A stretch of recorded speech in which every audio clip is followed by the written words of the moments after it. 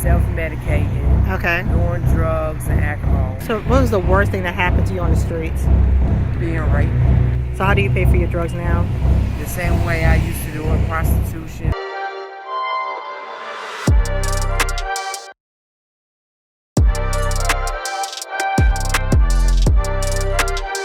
Hello, this is Pharmacist Tish, and I'm here in the beautiful city of Charlotte, North Carolina. And who do I have the pleasure of meeting today? My name is Jessica Robinson, and I'm 30 years old. And she had to say that why? Because she looks so young, right? And it's nice to meet you, Jessica. Nice to meet you. All right, so are you homeless? Yes, I am. How long you been homeless for, hon? I've been homeless since I was 18 years old, and then I got locked up for 7 years, and now I'm homeless again. Wow, so why were you locked up? A bunch of assault charges. Assault on who? The government official. How did it happen? Like I got a lot of mental illnesses, so I wasn't taking medication. I was self-medicating, Okay. doing drugs and alcohol, and it just like it took over my mental illnesses, and I spazzed out. Started fighting, biting on them, spitting on them. And was it the police officers or people at the school, or? No, it was not the police officer. They actually charged me with prostitution, but they dropped that and charged me with malicious conduct inside because I assaulted the officers in the jail. Okay, got you. All right, so tell me about your childhood. Where were you born and raised? I don't know where I was really born at, but I was raised all my life by these black people that abused me growing up as a child. In Charleston? I mean, Charlotte, North Carolina? No, in Winston-Salem. Okay, so you were born, well, you were mostly in Winston-Salem, your childhood. And so how did you end up being raised by black? Are you black? No, I'm Native American and white. Okay. And so how did you end up with black people? You're adopted, or? Yes, I was adopted. Were you in a group home, foster home, or? I was in a foster home. And how old were you when you ended up in a foster home? They adopted me. So from birth? Most likely, I think. Because I knew, like, they taught me everything. Okay. And so how did they, so it was a husband and wife that adopted you? And how did they abuse you? Like my dad, he didn't do nothing. But his wife, she used to step on my neck every time I got in trouble. She busted my head open one time. Okay. Her grandson molested me when I was 8. How old was he? He was like 16 when he took my virginity away. Really? So he raped you when you was 8 years old? I was 8. And you remember that? Yeah. And he just kept doing it. I pressed charges on him, but the whole family took up for him and took his side, so they dropped the charges. Okay. So you told your adoptive mother and father that their grandson were a sexual assault abusing you. Yes. And they didn't believe you, or how was that? How was that? Like the dad don't got nothing to do with none of this. Like it's just his wife. Okay. She. I mean, but he knew, so he didn't. Yeah, he eventually told, but she didn't do nothing. Okay, got you. And so so you would see this 16-year-old. He stayed with us. He was in house with y'all. Yeah, he lived with us. Okay, and they did not believe you when did you first tell your stepmother your father and your mother, adoptive mother and father? When did it happen for a long period of time, or you told them immediately? It was a long period of time until they heard us one night, and I hid in the closet, and she found me, and she asked me, and she beat me almost to death. Like she didn't believe me at first until he said something, but she didn't do nothing about it. Right. Wow. And so is no one you can really go to or turn to? Wow. So that probably kind of shaped the way your mental health issues or anything. So how were your teenage years? I was in and out group homes, mental hospitals. Hold on, back up. So I thought you were adopted, but they put you back in the group home after that, or I was never in a group home. They put me in a group home because of my behavior issues. Okay. How old were you when that started? Like 4 or 5. Really? Yeah. Okay. But they never knew what was wrong with me because back in the day they didn't have mental health like they do now. Okay. So she thought I was just acting up. So my adopted mom would just kept beating me to see if she could discipline me enough to let me learn from my mistakes, but I never did. I mean, were there mistakes, or that's what you being a child? And I guess, a child with a mental illness that nobody could help me with. what are you diagnosed with? Can you say? Bipolar, borderline schizophrenic, PTSD, ADD, ADHD, depression, and anxiety. Okay, so your teenage years, you were in and out of group homes. Did you graduate from high school? No. My mama made me drop out of school in 5th grade. Because I was keep getting thrown out of school. So your adoptive mother, Yeah. the black people that you live with, you're saying, they had you stop school in the 5th grade. Yeah. So what did you do all the Nothing. time? Like you I just stayed was home? in and out of group homes, mental hospitals. So And I doing ain't even really go to school there because I was so bad. really, I mean, Yeah. because you seem so calm and everything. You know, I mean, you got your makeup on nice. You look young as I don't know what, which is a blessing. Trust me, when you get my age, you will really, really appreciate it. But now you're Yeah. just like, eh. Okay, so do you use substances? Like you have a substance abuse issue? Yes, and I'm on probation, parole. I got an ankle monitor on. Oh, really? Yeah. Can I see it? It's right. I got an ankle monitor. Okay, and so how far can you go? Oh, I can go as nowhere out of Charlotte. I Oh, can't go out okay. of You Charlotte. can stay in the area. Yeah, I got to stay in Charlotte Okay, so when did you start using substances? when I was 18. 18, and what kind? Correct. And why crack? I don't know. My friend, I was smoking weed at first, but my friend laced the blunt with crack. Then I just got addicted to it. All right, so what were you doing all during your 20s? The same thing, crack. Mhm. Prostituting. Prostitute. How old were you when you first prostituted? 18. And how was your first experience as a prostitute? I was scared at first, but then I got used to the streets. Were the gentlemen, were they nice to you, Some or of them was, some of them raped me, some of them used me. really? And so that just kind of make everything worse. Yeah.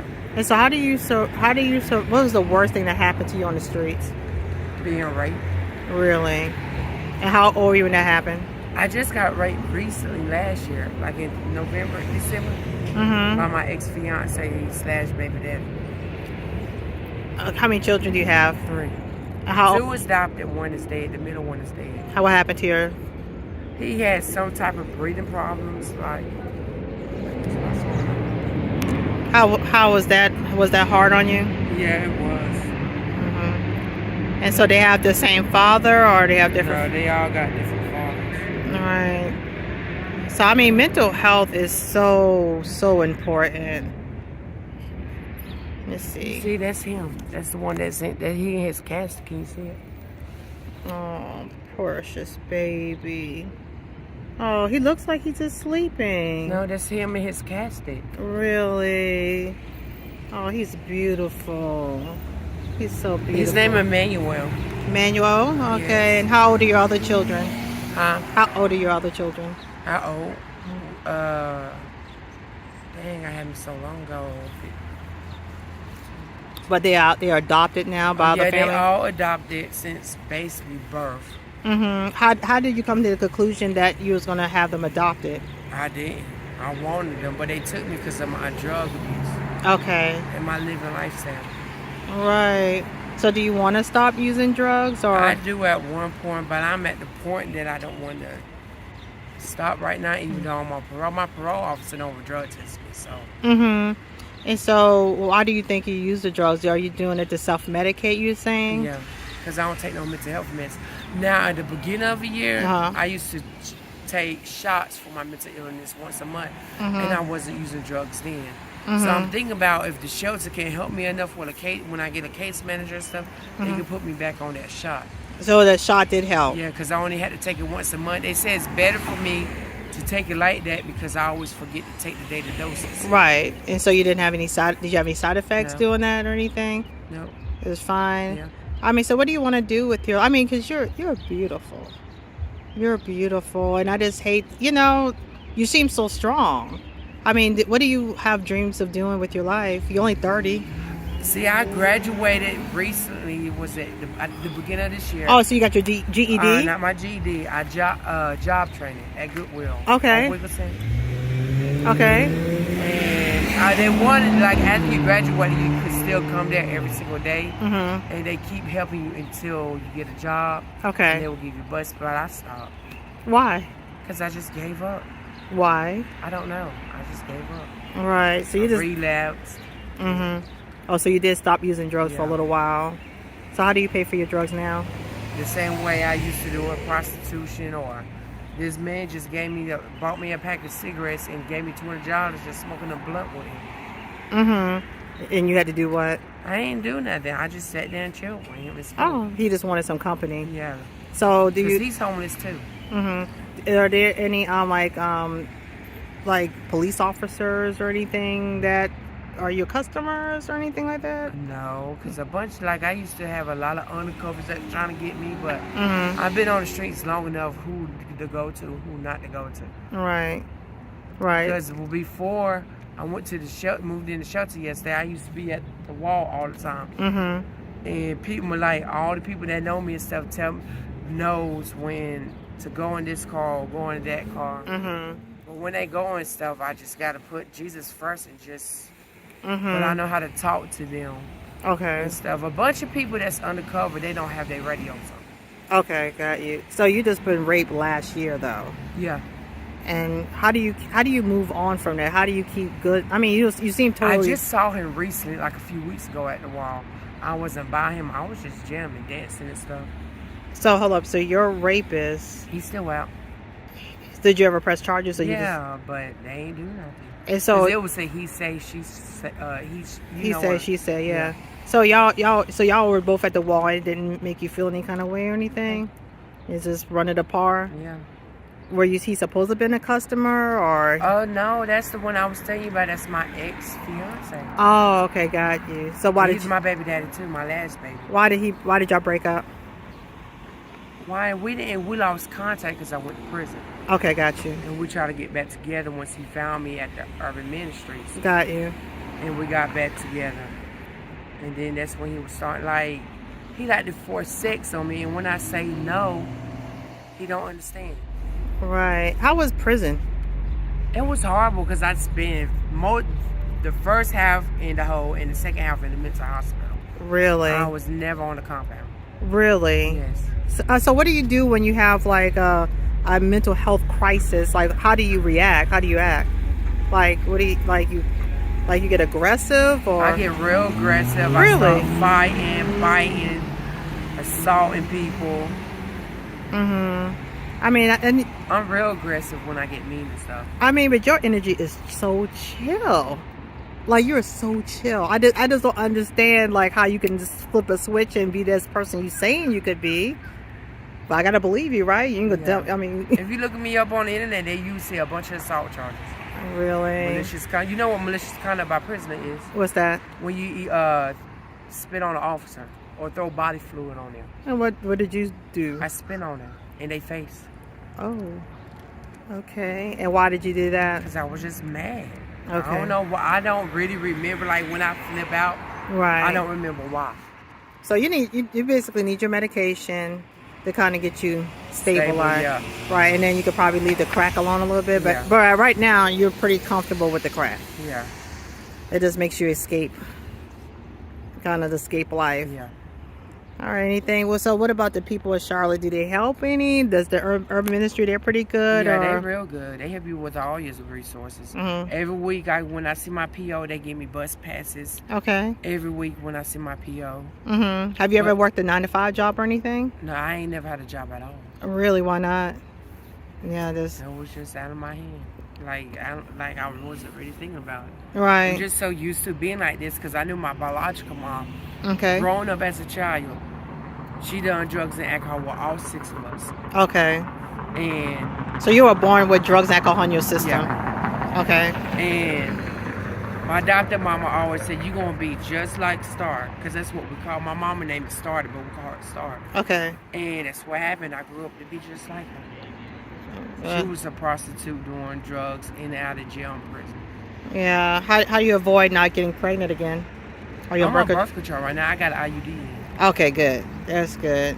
Because, I mean, you don't need that extra added stress on your Yeah. life or anything. So what can the city of Charlotte do to help you? I mean, you get enough help or you just have to, I think the women's shelter on Spratt Street, I think they need to do more help at the shelter.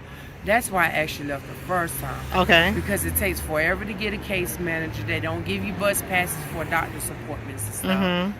That's why urban ministry is the best, because if you send them a text message or a copy of the appointment paper or whatever, you tell them like a day or two before, they will give you the bus pass. Okay. So it's Like more they help me organized. with my ID. Mm-hmm. Yeah. So you do have your ID and everything. Yes, I got my ID. Now they on their way trying to help me with my social security card. Okay. Well, that's beautiful. That's wonderful. So what you plan on doing tonight? I'm thinking about just chilling at the wall for a couple hours before I have to go back to the shelter at 9 o'clock. Okay. So you do make it there before. Yeah, curfew. Do you have any like issues with the other women at the shelter, or everyone's respectful and some minded? of the people that is there now was there when I was there a couple of months ago. Like Okay. last year. Okay. So it's a lot of new people too, Mm-hmm. but it's a lot of the same people too. And then the people I already know tell me who to mess with and who not to. Okay. So they be looking out for me and stuff. Okay. Well, I appreciate this. Has been a fascinating story. I mean, you're beautiful, man. Thank you. You're so gorgeous. I just hope get that shot. Get off the crack. Yes.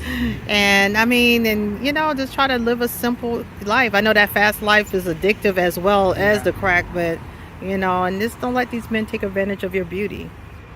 You're beautiful. Don't let them steal it all from these you. people say, Right. And you got beautiful lips. I want to see it. I'm like, and then for me to be so used to of this lifestyle, I'm like, I just go for the drugs and the money. right. Yeah. But there's so much more than that. Yeah. There's so much more than that. It is. And I just wish you well. Okay, sweetie. Yes, thank you. God bless you. God bless you too. Oh, you said get off of me. Take care.